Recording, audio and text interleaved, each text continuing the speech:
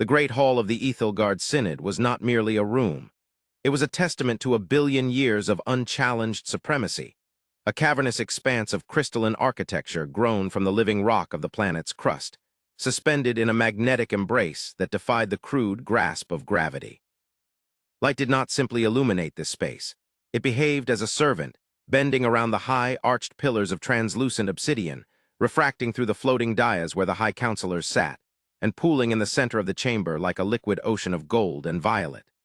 The air tasted of ozone and ancient dust, recycled and purified through biofilters that had been functioning since before the first mammal crawled from the mud of a distant, insignificant blue world. Here, amidst the hum of zero-point energy fields and the soft, chittering cadence of a dozen different apex species, the fate of galaxies was decided with the casual indifference of a gardener pruning a hedge. There was no fear here, for fear required the possibility of defeat, and the Synod had forgotten the definition of the word. They knew only expansion, assimilation, and the orderly imposition of the law of light upon the chaotic dark. High Counselor Verk of the Zaltora, a being of towering height whose carapace shimmered with the iridescent sheen of refined starlight, shifted his weight upon his levitation throne. His compound eyes, capable of perceiving the electromagnetic spectrum in varying degrees of emotional resonance, flickered with a hue that his peers recognized as impatience. The data stream flowing directly into his neural cortex was complete. The simulations ran with a 99% probability of success, and yet the debate continued.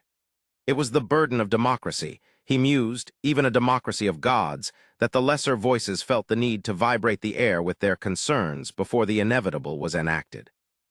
Below him, in the circular amphitheater that housed the representatives of the vassal systems, the murmurs were growing louder, a discordant symphony of doubts that Verk found distasteful. They were discussing the silent sector again. That vast, spherical void on the edge of the spiral arm where the star charts went dark, not because the stars were gone, but because nothing that entered ever returned to report. And sitting at the center of that silence, according to their longest-range interferometry, was the solitary, quiet world the inhabitants called Earth. The silence is not a shield, Verk's voice boomed, amplified not by speakers but by the resonant acoustics of the crystal walls themselves. The sound silenced the murmurs instantly. The silence is a shroud. It is the behavior of a prey animal hiding in the tall grass, hoping the predator will pass it by. We have observed the Terran sphere for 1,000 cycles. They emit no subspace chatter.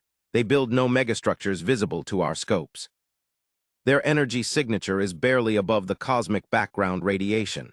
To hesitate now, when the resource projections for the outer rim demand expansion, is not caution. It is cowardice. Across the dais, a creature of fluid and light, the arch-scholar Alara of the nebular mistwalkers, pulsed with a soft blue radiance. Her people did not speak with vocal cords but projected thoughts directly into the shared psionic field of the chamber, a sensation like cool water washing over the mind. Caution is the scar tissue of survival, Verk, she projected, her mental tone calm but heavy with warning. You mistake silence for emptiness. We have sent probes, they vanish. We have sent hails. They go unanswered. There is a difference between a primitive hiding in the grass and a trap lying in wait. The energetic properties of the boundary layer around their system are anomalous. Entropy does not behave correctly there. It is too ordered, too calm. Verk clacked his mandibles in a gesture of dismissal, a sharp sound that echoed like a cracking whip. Anomalies are merely physics you do not yet understand, Alara. You see a trap. I see a civilization that has failed to launch. They are likely extinct or so regressively introspective that they have choked on their own atmosphere. If they were a threat, they would have expanded. If they were powerful, they would have spoken. The universe favors the bold, not the mute. The Synod requires the mineral wealth of the Uit clouds in that sector to fuel the next phase of the transgalactic highway. We cannot divert the project around a ghost story. The debate that followed was a clash of philosophies that had spanned eons. On one side stood the expansionists, the militarists, the beings who believed that the apex of civilization was the imposition of will upon the universe. They saw the silence of Earth as an affront, a vacuum that nature abhorred and that they were duty-bound to fill. On the other side were the isolationists, the scholars, the ancient races who remembered that before the Synod rose, there were things in the dark that ate stars. But memory is a fading thing, and hubris is a vibrant, intoxicating drug. The vote, when it was finally cast, was carried by the sheer gravitational weight of the Zaltora and their allies. The silent sector was declared open territory. The blockade was to be lifted, and the Grand Armada, a force of such magnitude that its engine wash alone could ignite nebulas, was ordered to advance. The mobilization of the Armada was a spectacle that would have blinded a lesser species. It was not a gathering of ships so much as a gathering of mobile worlds. Dreadnoughts the size of small moons, encased in hulls of golden alloy and armed with singularities, drifted out of the shipyard docks of the core worlds. Frigates that moved faster than light, weaving through the fabric of space like needles through cloth, formed the vanguard. There were no numbers to count, for the screen of the tactical display simply showed a wave of light, a tsunami of technological superiority crashing toward the edge of the known map. Verk watched from the bridge of the flagship, the Spear of Dawn, his heart swelling with the pride of a conqueror. He saw the galaxy not as a mystery, but as a resource to be managed, and the obstinate blank spot on the map was an error he intended to correct. As the Armada crossed the demarcation line into the silent sector, the change in the environment was subtle at first, then aggressively noticeable. The background noise of the universe, the chatter of pulsars, the whisper of cosmic dust, the static of distant civilizations, simply ceased. It was as if they had entered a soundproof room.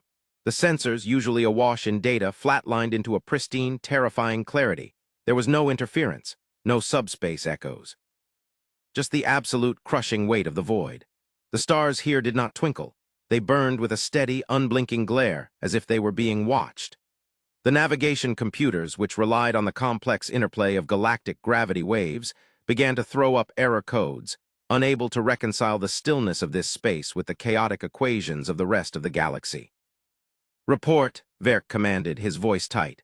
The bridge crew, a mix of elite Cyberlink pilots and tactical officers, seemed frozen. "High Counselor," the sensor officer, a cybernetic organism integrated into the ship's hull, spoke with a trembling harmonic. "We have crossed the threshold, but the space here, it is artificial." Verk stepped down from his command platform, the heavy thud of his armored feet echoing on the deck. "Explain, space cannot be artificial." "The vacuum," the officer continued, the display screens rippling with confusion.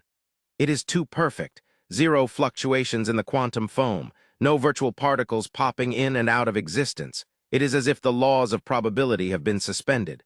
We are not flying through space, we are flying through a construct, a bubble of static reality." "A stasis field?" Verk asked, the first chill of genuine unease creeping into his thorax. "No," the officer replied. "Not stasis, calibration. Someone has tuned the physics of this sector. They have removed the noise." Before Verk could respond, the first contact occurred. It was not an attack, nor a transmission. It was a manifestation. Directly in the path of the Armada, 1,000 light seconds out, a structure appeared. It did not warp in. It simply faded into visibility, as if it had always been there and they had only just developed the eyes to see it. It was a monolith, a perfect rectangle of matte black material that absorbed all light, standing in defiance of the stars. It was unadorned, weaponless, and motionless. It dwarfed the flagship. It was a gate or a tombstone. "Scan it," Verk ordered, though his instincts were screaming at him to reverse thrust. "Scans are passing through it," the tactical officer reported. "It has no mass, yet it exerts gravity. It has no energy signature, yet it blocks the sensor beams. Wait, it is transmitting, a single burst, wideband, analog." "Audio?" Verk asked, incredulous. Analog signals were the tools of cave dwellers. "Yes, High Counselor, putting it on speakers." The sound that filled the bridge of the Spear of Dawn was not a language. It was a tone, a low, resonant frequency that vibrated the very bones of the crew. It was a warning buoy, the kind used to mark underwater hazards in primitive oceans, deep, mournful, and relentless. Baaam, baaam.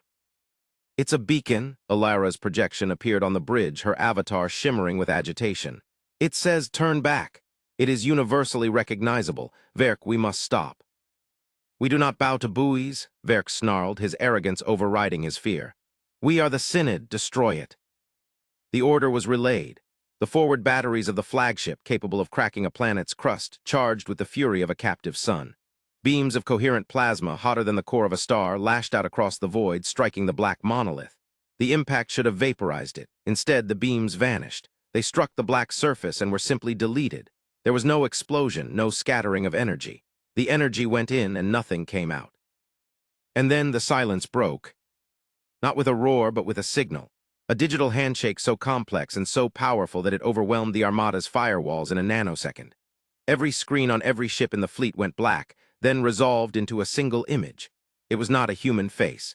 It was a symbol, a geometric representation of a planet with a shield around it, and a single word in a dialect the translator matrix struggled to parse before settling on a concept. Warden. Systems failing, the navigation officer screamed. Engines are offline, weapons are locked, we are being hailed. By whom? Verk roared, smashing his fist onto the console. By the planet, the officer whispered. The signal is coming from Earth. It's instantaneous, no light lag, they are communicating through quantum entanglement. The main view screen flickered, and the image of the monolith was replaced by a chamber. It was dark, lit only by the soft glow of holographic displays. In the center sat a figure. It was small, bipedal, soft-skinned, and lacking any natural armor or weaponry. A human. He wore a simple gray tunic, unadorned by medals or rank insignia. He looked tired. He sat at a desk made of physical wood, a material so archaic it was almost insulting. He looked up, his eyes dark and heavy with a sadness that Verk could not comprehend. I am Director Vance of the Terran Containment Authority, the human said. His voice was soft, translated instantly into the native tongues of every crew member in the fleet. He did not shout, he did not posture. You have entered a quarantined zone. You have fired upon a structural support pillar of the Aegis network. You have ignored the passive warnings. You have ignored the active warnings. You have awakened the sleepers.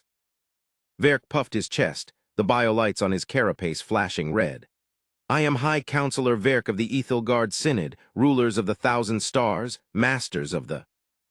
I know who you are, Vance interrupted, not with rudeness but with the weary patience of a teacher correcting a child. We have watched your empire rise. We watched you conquer the nebular clouds. We watched you strip mine the Orion arm. We said nothing because you were safe in your cradle. You were playing with sticks and stones in the sandbox, but now you have climbed over the fence and you have walked into the minefield. We are no children, Verk bellowed. Your quarantine is a fiction. You are a single planet hiding in the dark. Surrender your territory or be destroyed. Vance sighed, and the sound was amplified across the fleet. He reached out and pressed a key on his wooden desk. We are not hiding in the dark, Counselor. We are the ones keeping the dark inside. You think the silence in this sector is because we are empty. The silence is there because we had to soundproof the cage. The transmission cut, and then the universe screamed. It began behind the Armada. The fabric of space, previously noted as being too perfect, began to tear. The black monolith that Verk had ordered attacked did not retaliate. It simply ceased to function. It had been a latch, and the plasma fire had melted the mechanism. The reality of the sector, which the humans had artificially stabilized, began to revert to its natural state, and its natural state was chaos. From the tier in space, something poured out. It was not a fleet. It was a color, a shifting, writhing violet-black oil that spilled into the vacuum, ignoring the laws of physics. It moved faster than light, expanding like a drop of ink in water. Where it touched the void, the stars flickered and dimmed. Where it touched the ships of the rear guard, they did not explode. They dissolved. The golden hulls of the Synod's finest vessels turned to gray dust, then to atoms, then to nothingness. The crews didn't even have time to scream. They were simply unmade. Entropy, Alara's voice whispered in Verk's mind, terrified and small. It's pure, weaponized entropy. It accelerates the decay of matter a billionfold. It is the heat death of the universe given form. Open fire, Verk screamed, panic finally shattering his arrogance. All ships fire at the cloud. The Armada unleashed hell. Antimatter torpedoes, singularity cannons, laser grids. A storm of destruction that could have sterilized a star cluster was poured into the advancing darkness. The darkness ate it. The energy fed it. The cloud grew larger, faster, surging forward with a predatory intent. It was not mindless, it was hungry. It swirled around the frigates, stripping them to their constituent quarks in seconds. It's not working, the tactical officer wept, his cybernetic implants sparking as the ship's systems began to degrade just from the proximity to the anomaly. The shields are rotting. The hull plating is aging 1,000,000 years a second. We are dust. On the bridge of the flagship, the lights dimmed. The golden walls began to tarnish. Verk watched his own hands, his magnificent, indestructible carapace begin to gray and crack. The entity, the thing the humans had been keeping locked away, was eating time itself. Communication from Earth, the sensor officer shouted, his voice distorted as the air grew thin. Priority channel. Put it on, Verk gasped, feeling the strength leaving his limbs. Vance's face reappeared. He looked different now. He was standing. Behind him, the dark room was alive with activity. Humans were moving with a blur of efficiency, interfaces flashing with data that moved too fast for Verk to read. "You broke the seal," Vance said, his voice stripped of the sadness, replaced by a cold, metallic resolve. "That entity is a remnant of the pre-galactic era, a dimensional parasite. It eats order. We have spent 10,000 years bleeding our sun dry to power the stasis field that held it in check. We stayed quiet because every ounce of energy we generated went to the cage. We didn't expand because we couldn't afford to leave our post." "Help us," Verk whispered. It was the hardest thing he had ever said. "We cannot stop it." "I know you can't," Vance said. "You built your empire on the assumption that the laws of physics were static. We built ours on the knowledge that they are negotiable. Stand down, counselor. Drop your shields, kill your engines. Do not emit a single photon of energy. If you shine, it can see you." "If we drop shields, we die." "If you don't drop shields, you feed it," Vance snapped. "Do it now." Verk looked at the screen, at the encroaching wall of violet nothingness that had already consumed half his fleet. He looked at the human, a creature he had dismissed as a primitive, and he saw something he had never seen in a council chamber. He saw absolute, terrifying competence. "Cut power," Verk ordered. "All ships total blackout." The armada died. The lights died. The engines hummed down to silence. The great golden ships drifted in the dark, cold, and lifeless tombs. The darkness surged forward, sniffing the void. It swirled around the flagship, a tendril of entropy brushing against the hull. Verk held his breath, his heart's pounding against his ribs. The cold was absolute. And then the Earth moved. It was not the planet itself, but what lay around it. The space around the small blue world shimmered and the cloak dropped. Earth was not alone. It was surrounded by a ring, not a planetary ring, but a construct. A Dyson swarm of silver needles, millions of them, orbiting in a precise mathematical lattice. And from behind the moon, the heavyweights emerged. They were not golden, they were not beautiful. The Terran ships were ugly, brutal blocks of matte gray geometry. They looked like flying bricks, scarred and industrial. They did not glide, they thrust. They did not hum, they roared. But as they accelerated, the space around them bent. "They are manipulating the gravitational constant," Alara's mind voice gasped. "They aren't moving through space. They are falling toward the target by creating artificial black holes in front of them." The Terran fleet, the silent vigil, slammed into the sector. They did not fire plasma, they fired math. From the lead ships, harpoons of white light shot out, not lasers but tethers. They struck the violet cloud and anchored. The cloud writhed, trying to consume the tethers, but the tethers held. "Inverting local entropy," Vance's voice came over the emergency frequency, broadcasting to the dead Synod ships. "Deploying chronal stabilizers, we are freezing it back into the box." The battle that followed was silent, invisible to the naked eye and utterly terrifying. The humans were not fighting with energy, they were fighting with time. The tethers pulsed, pumping ordered time into the chaotic cloud. The violet fog screamed, a psychic shriek that drove half the Synod telepaths into a coma. The cloud thrashed, lashing out at the human bricks, but the Terran ships simply took the hits. Their armor was ablative, designed to rot and regenerate. Layers of hull stripped away, revealing fresh layers beneath, grown instantly by nanite swarms. They were tanking the end of the world. "Push it back," Vance's command echoed. The Terran fleet accelerated, dragging the entity away from the Synod wreckage, hauling the screaming nightmare back toward the tier in reality. It was a tug-of-war between existence and non-existence. The humans were burning their ships, sacrificing vessels that acted as anchors, detonating them to create shockwaves of pure order. Verk watched through the hardened glass of the viewport, the only sensors left to him. He saw a Terran dreadnought, the Atlas, drive itself directly into the center of the cloud. It didn't fire, it simply overloaded its core, but it wasn't a nuclear explosion. It was a reality bomb. A sphere of absolute crystalline stillness expanded from the ship, freezing the violet chaos into jagged shards of glass. The Atlas was gone, sacrificed to create a patch for the universe. "Seal it," Vance ordered. The remaining human ships fired a synchronized pulse at the tier. The black monoliths, spares brought from the swarm, drifted into place. They locked together, geometric locking mechanisms engaging with a complexity that made Verk's head spin. The tier was stitched shut. The violet cloud, cut off from its source and frozen by the sacrifice of the Atlas, began to evaporate, starving in the vacuum. Silence returned, but it was not the silence of the void, it was the silence of a graveyard. Hours passed before the Synod ships dared to reboot.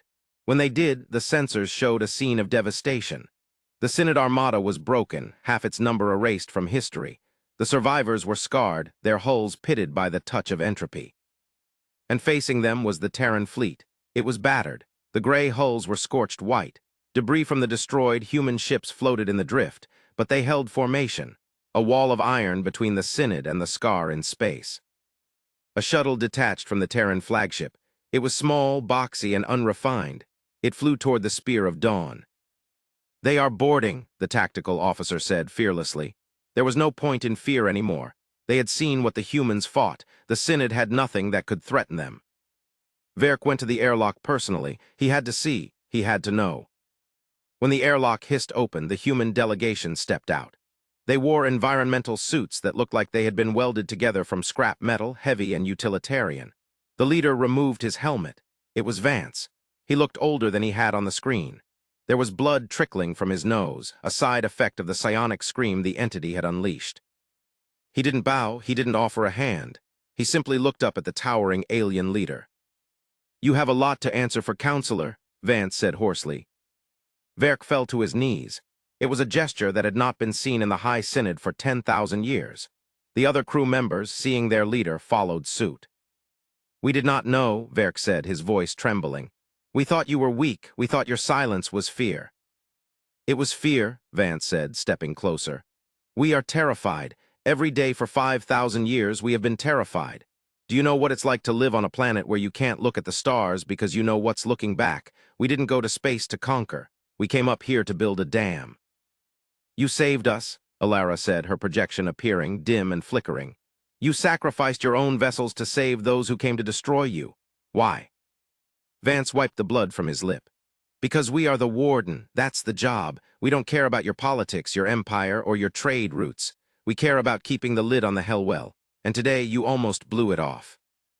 Verk stood slowly, towering over the human, yet feeling infinitesimally small. "We will withdraw. The silent sector is yours. We will declare it forbidden ground. No ship will ever." "No," Vance interrupted. "That's done. The camouflage is blown. The entity knows the door is weak now. It will come back, and there are others. The noise of your battle attracted attention. The silence is over." "Then what do we do?" Verk asked, the weight of leadership feeling heavier than it ever had. Vance looked past him, out the viewport at the shimmering stars of the galaxy. A galaxy that was loud, bright, and dangerously naive. "You wanted to bring civilization to the savages?" Vance asked, a grim smile touching his lips. "Congratulations, you've got our attention. Now you're going to help us reinforce the cage. You have resources, you have ships, you have industry, we have the blueprints, and we have the will." "You intend to command the Synod?" Verk asked, a flicker of old pride sparking. "I intend to mobilize it," Vance said. "You've been playing at empire building in a sandbox while the tide is coming in. The water is rising, Counselor. We've been holding back the ocean with sandbags, but we need stone. You are going to provide the stone." Vance walked over to the viewport, gazing at the wreckage of the Atlas floating in the distance. "We stayed quiet to protect you," the human said softly. "But now the galaxy has to grow up, fast." He turned back to the alien giants, his eyes hard as flint. "Class is in session. Sit down and listen." The transition of power was not signed on a treaty. It was not debated in the crystalline hall. It happened in that moment, on the bridge of a broken ship, under the gaze of a small, tired creature who had stared into the abyss until the abyss blinked. The Ethelgard Synod, the masters of the 1,000 stars, had sought to conquer the silence. Instead, they had been saved by it. And as the fleets began the long limp back to the core worlds, towed by the ugly, gray bricks of the Terran Containment Authority, Verk realized the truth. The humans were not the prey, they were not the rivals. They were the immune system of the galaxy, and the fever was just beginning. In the weeks that followed, the culture of the Synod underwent a seismic shift. The revelation of the entity, classified as a Class IV existential threat, shattered the arrogance of the elder races. The footage of the Atlas freezing reality, the data logs of the human math weapons, and the sheer, undeniable fact that Earth had been fighting a secret war for millennia while the Synod debated trade tariffs, humbled them. Ambassador Kalith, a scholar of the reptilian-saurian drift, was the first to visit Earth proper. He expected a fortress world, a planet of guns and bunkers. What he found was a garden. The humans had not turned their world into a factory. They had kept it green, vibrant, and alive. The industry was all in orbit, disguised, hidden. The people on the surface lived lives of art, philosophy, and agriculture. "I do not understand," Calith said to Vance as they walked through a vineyard in the Tuscany region. The sun was setting, painting the sky in gold, a stark contrast to the violet horror of the void. "You possess technology that rivals the creators. You can manipulate entropy. You can freeze time, yet you live. Simply." Vance plucked a grape and tasted it. "We live simply because we know how fragile it is. Your people build monuments to last forever. We build moments. When you know that there is a storm outside that can erase history, you learn to value the afternoon sun." "You speak as if the war is lost," Calith observed. "The war is never won," Vance replied. "It's just managed. The entity we fought, that was a scout, a finger poking through a hole in the drape. The real threat is what cast the shadow." They reached the top of the hill, overlooking a small town. "The Synod is mobilizing," Calith said. "Verk has pushed the Emergency Powers Act. We are diverting 40% of the galactic GDP to the containment project. We are building the stabilizers you designed. We are ready to fight along your side." Vance stopped and looked at the alien. For the first time, he looked less like a soldier and more like a man who had been carrying a heavy weight for too long and finally found a place to set it down. "Good," Vance said. "Because we're tired, Calith. We've been on watch for 5,000 years. It's time to change the guard." "You are leaving?" Calith asked, startled. "No, we're expanding. You wanted us to join the galaxy? We're joining, but not as conquerors and not as vassals. We're going to be the architects. The cage needs to be bigger. We need to wall off the entire arm, maybe the entire galaxy." Calith looked up at the first stars appearing in the twilight. He imagined the scale of it. A wall around the Milky Way, a shield against the dark. It was impossible. It was madness. "It will take 1,000,000 years, Calith whispered. "Then we'd better get started," Vance said, turning back toward the lights of the farmhouse.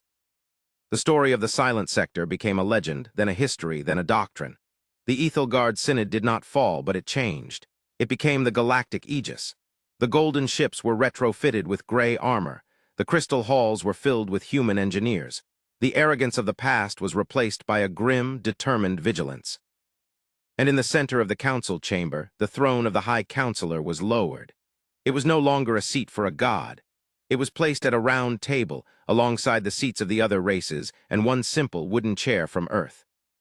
The galaxy had been loud, foolish, and lucky, but the silence of Earth had taught them the most important lesson of all. The universe is a dark forest. You don't survive by shouting. You survive by carrying a big stick and knowing exactly when to snap it. The silence was not empty, it was waiting, and now the wait was over, the work had begun.